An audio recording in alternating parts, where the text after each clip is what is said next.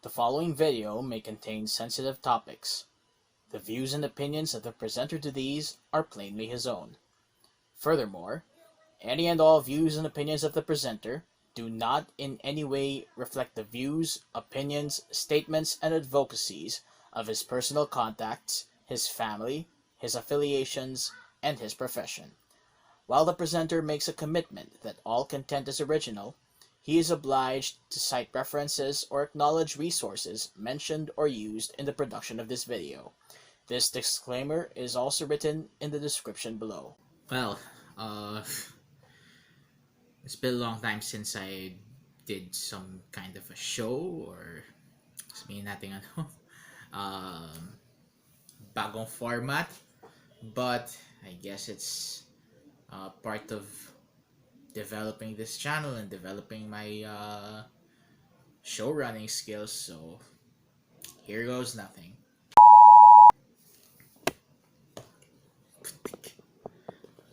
Puisit na tripod to.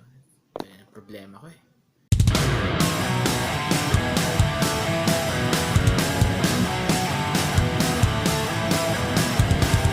Hi there, Ian here, and welcome to Top Topics. This is the very first episode of this, and I hope this won't be the last, wherein I tackle the top 5 or top 10 topics, kung sobrang dami, pero sana top 5 lang, at sana nga top 3 nga lang eh. But then again, anything may happen in the past weeks, so talagang I just hope that this would be regular for this channel. So medyo unscripted tong format na to kasi una sa lahat hindi ko napaghandaan. This is absolutely impromptu, pero naisip ko maybe if other people are doing this kind of content, or maybe if they don't actually I don't care, but then again, if this is gonna put, or if this is going to be helpful for a lot of people, kung ano bang tingin natin eh para sa kanila eh gustong alamin kung ano yung mga top 5 topics na dapat alam nila or whatever. I think it's helpful, especially for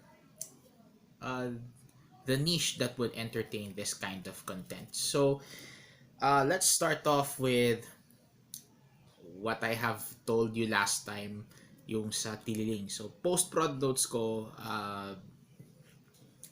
nandiyan lang yung sa taas. I think dyan lang. I have already talked about my perspective about the poster of Viva Films'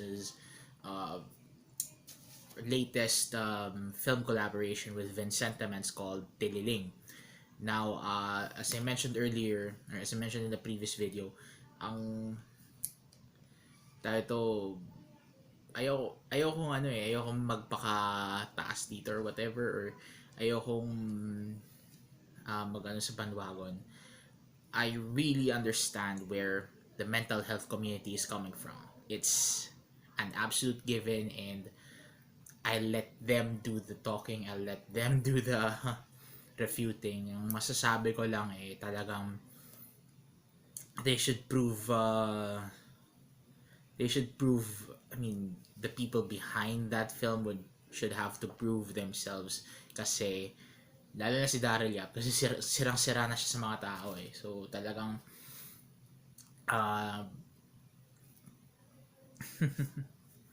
ewan ko, basta it's just crazy.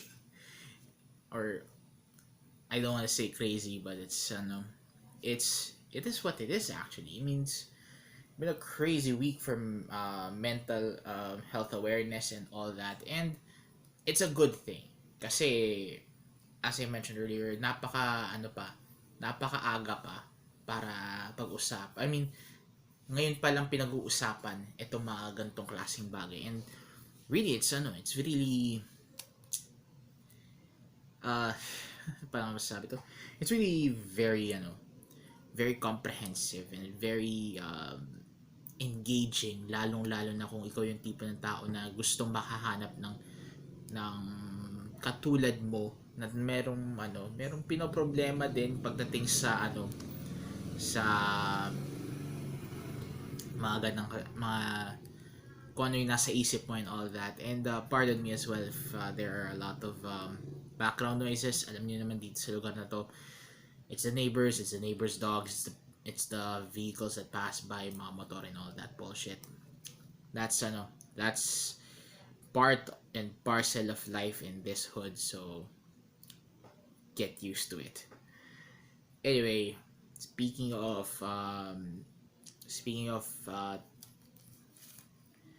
craziness and all that stuff, Mount Makiling, man, alam niyo sa totoo lang medyo natatawa ako sa discussion ng dalawa sa mga contacts ko sa Facebook because I have shared this quite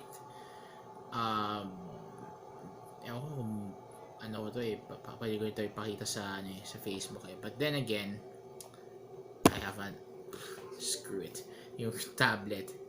I have this tablet of mine. Eto siya. Yan. So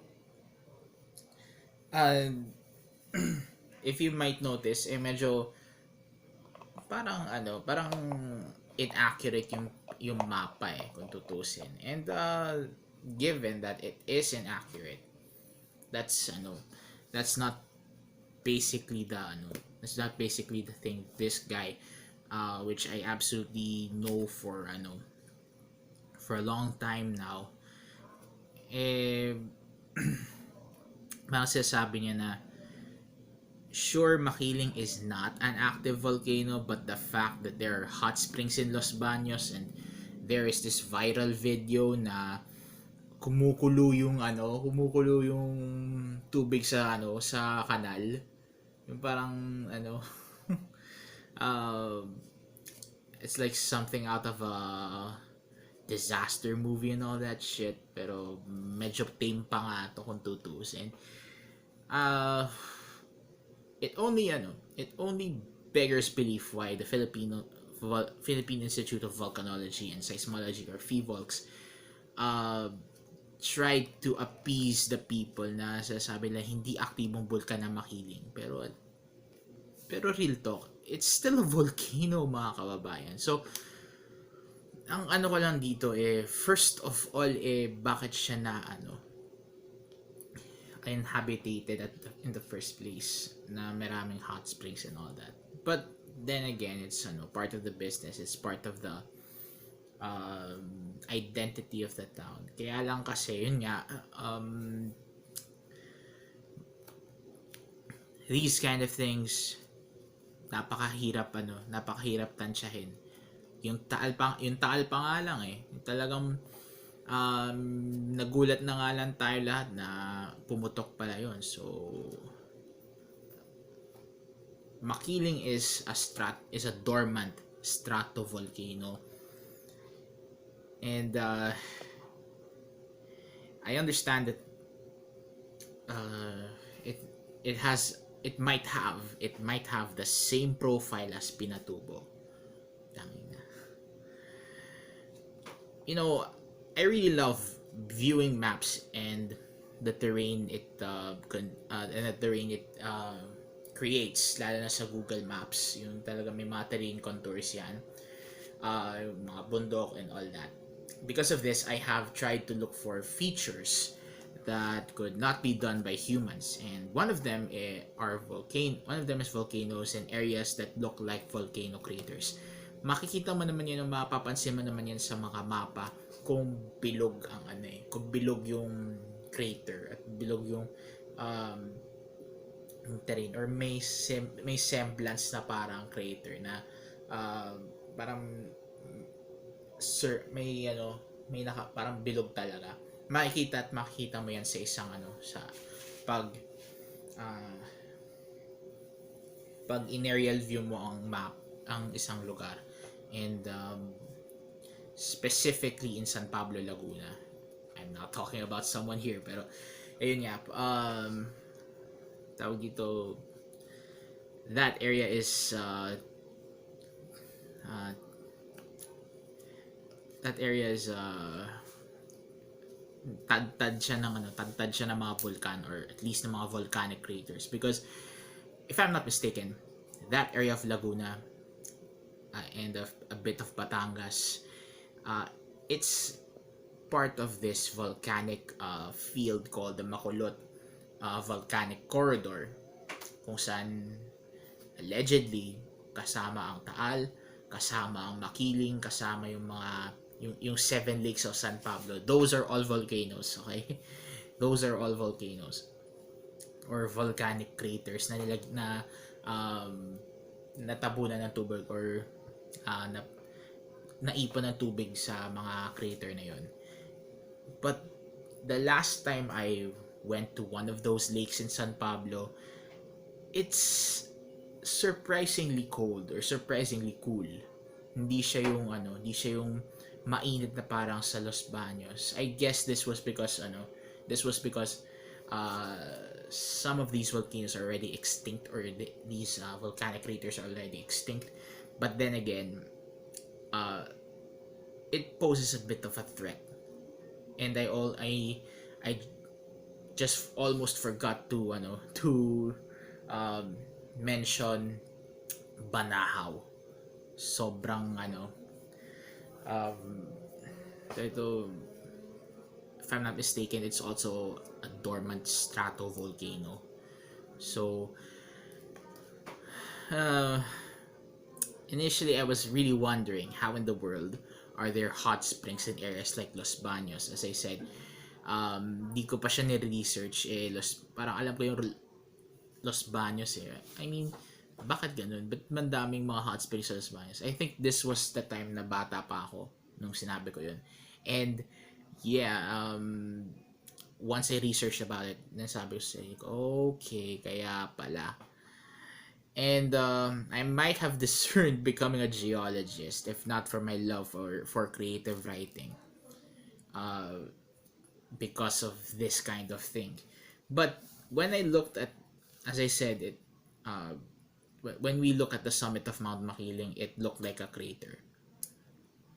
Hindi mo masasabi, or hindi mo hindi mo mapapansin kaagad kung tutusin. But the fact that there are hot springs below at the foot of the mountain, para masasabi mo sa sarili mo, shoot, this is a disaster begging to happen. Maraming hot springs dito. Because that moment, which was somewhere in my past, I think, I'm not sure when, pero let's say transition period from high school to college, I said to myself that if Makiling blows Pinatubo style, we're fucked. Seriously, we're absolutely fucked. I mean, alam natin yung nangyari sa Pinatubo. That's for sure. And this thing is just it's just a disaster begging to happen. I really hope it wouldn't, but at the very least, we are aware na hindi lang tayo nagsasabi dahil gusto nating mag-create ng panic. We're here to say facts, okay? Whether you like it or not, eto ang totoo. If you don't do something about it, walang sisihan sa huli. I think we should develop that kind of attitude. Hindi yung tipong, dito na kami nakatira, anong problema mo? Parang ganun. I mean, I don't know. It's really shady that these things are happening in social media nowadays. Ewan ko. I don't really want to talk that much about it. And speaking of unusual stuff, now there is this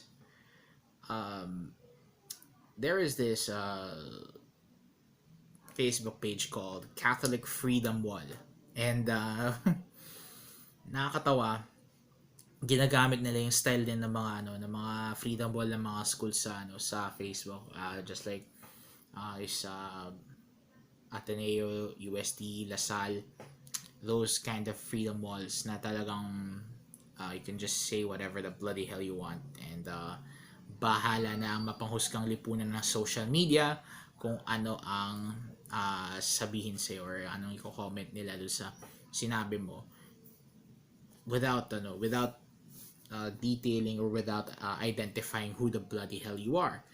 So one of the things, or one of the posts that I checked here, that I saw here, is addressed to the traditional Latin Mass community of Most Holy Redeemer Parish in Quezon City, which is basically the parish of Father Michel Jo Zerudo, or Father Jojo Zerudo, who offers the traditional Latin Mass, or TLM.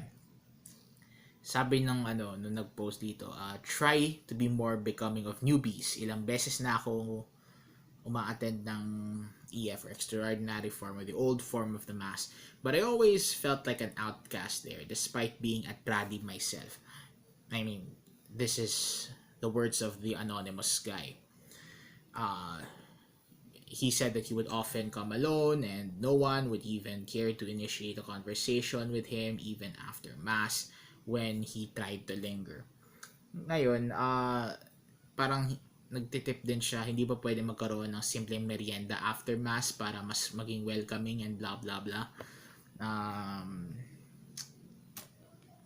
Basically, sasabi niya, that's the reason why napagkakamalan kayo mga elitista at mga burkis. And kung tutusin, yun yung yun yung dun yun yung problema talaga Parang may mga kilala ako sa community. My partner and I have know some of the mass goers there, some of the regulars there. And kung tutusin, mababait talaga sila, okay? Nandun na tayo. Mababait talaga sila. It's really good that they are really welcoming personally, pero as a community, or hindi man ang dito, kulang siguro dito yung hindi sila masyadong, hindi sila nag-organize ng mga merienda man lang after the Mass and all that. And the comments from my circle are just blowing off. And dude, I really just wanted to say that I understand where the ranter was coming from, because my partner and I have distanced ourselves from that the community that was following Father Zerudo wherever he is assigned to, and we have already distanced ourselves a few years ago, not because of the people we personally know, as they are really friendly. As I said, talagang personal kong kilala yung ilan sa mga maskers doon, and matitino sila, mababait sila.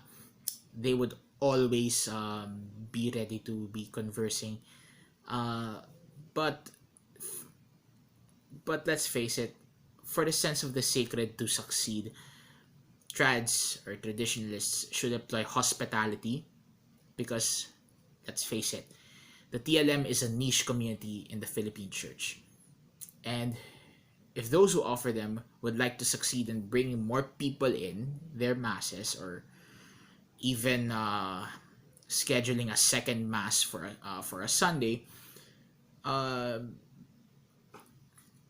it would be a good thing for them to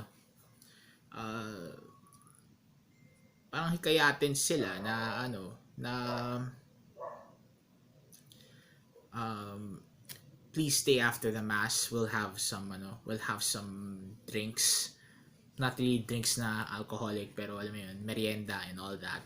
Or kung medyo maaga yan, tanghalian, or sabihin natin lunch, lunch reception and all that.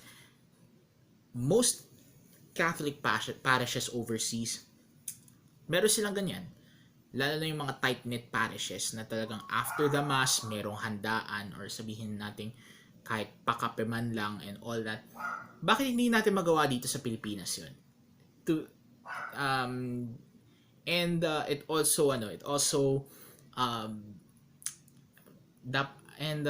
damay na din dito ang Novus Ordo o yung mga Novus Ordo parishes.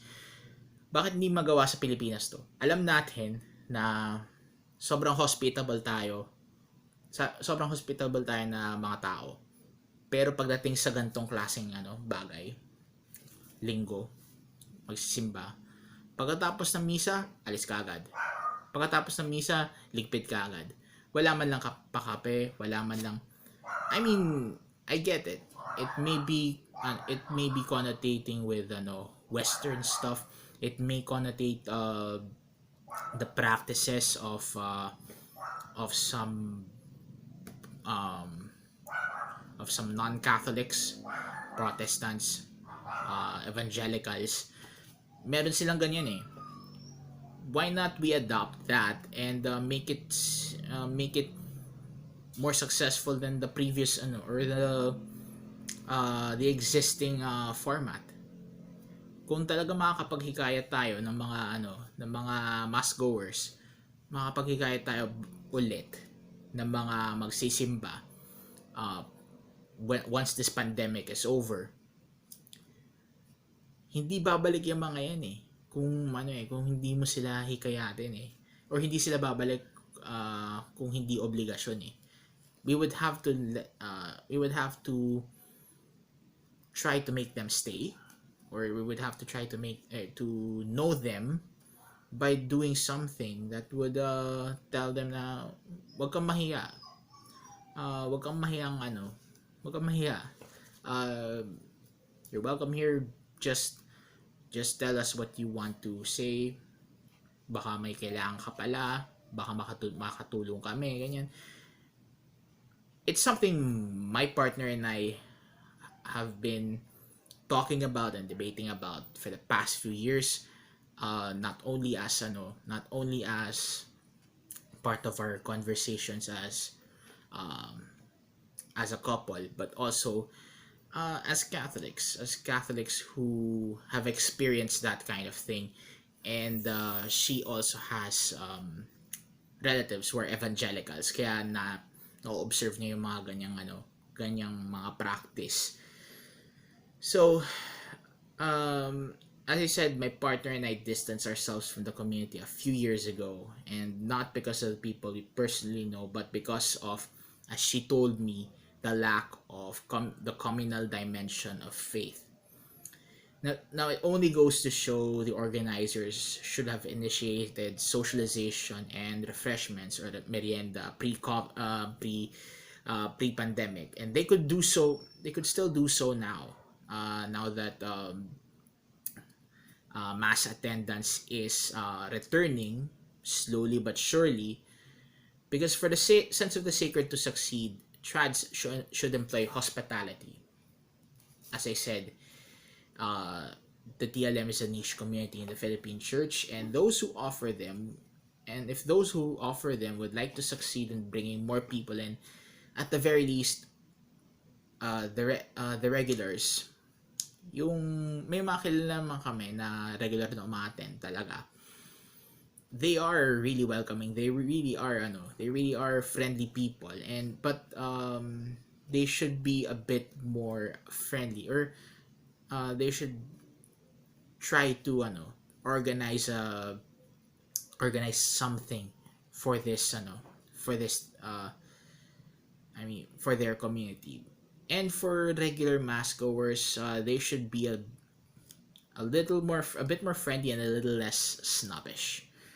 Because unless mass goers shed off their indifference and inhospitality rather, they would always be described as holier than thou elitists, mga burgess, mga mayayaman, and all that. I really remember this quote I really remember this anecdote from one of the pioneers of the TLM community here in the Philippines. Sabi niya napansin niya doon sa mga nagtitinda sa isa sa mga simbahan kung saan may TLM, ah lagi nilang bukang bibig sa tungkol ang na yung misa dun sa TLM misa ng mga mayayaman, misa ng mga burgess, misa ng mga elitista. And we can't blame them. Minsan minsan sa sobrang niche ng community na to, hindi maiwasan na na ganun na lang ang sabihin ng mga tao Not that we would tell people what they want, but then again, paano ka makakahikayat ng mga tao, 'di ba? Na maging mas mabuting Katoliko, 'di ba? Well, that's just me saying, it's just me and my sentiments there. And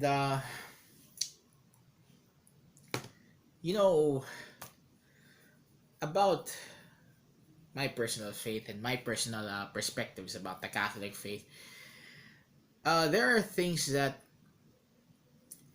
I really don't want to talk about. But then again, things like the demise of someone happened. And that someone happened to be Eliseo Soriano, or Brother Eli Soriano. Now, as a Catholic, I'm really differing from all of the things that other people are saying, that are the other people who are not Catholics are saying. But then again, when the Grim Reaper visits someone, it's the same it's the same vibe. Alam ko medyo nagiging laman na ng mga memes si Brother Eli, lalo na yung yung pinaka pinaka memorable or pinaka iconic niya, quotes niya, lalo na ng debating years na dito sa Pilipinas bago siya umalis para takasan yung mga kaso dito. Ang isa sa mga pinaka iconic, yung gago, tanga, inutil, tarantado. Ayun, talagang hanggang ngayon natatawa ako doon sa meme na yun. And at the very least, I'm very entertained with how he said those things, and how my circle, or my the community that I am trying to be involved with, they're making memes out of it. So nakakatuwa lang. But if there's one thing that I'm a bit surprised, if for the lack of a better word, is when Eli Soriano on his deathbed tried to if not recant, try to clarify that, sure, we hate the Catholic Church for some reason, but don't say that they're the harlot of Babylon, or the whore of Babylon, or something like that. And if there's one thing that is really coincidental, or sabihin natin intriguing or interesting, Eli Soriano died on the 11th of February 2021, the feast of Our Lady of Lourdes. I think before he died, parang sinabi niya na nirerespeto ko si Maria bilang ina ng aking Panginoon. I think doon pa lang medyo naisip ko na okay, at least this man still makes sense. So,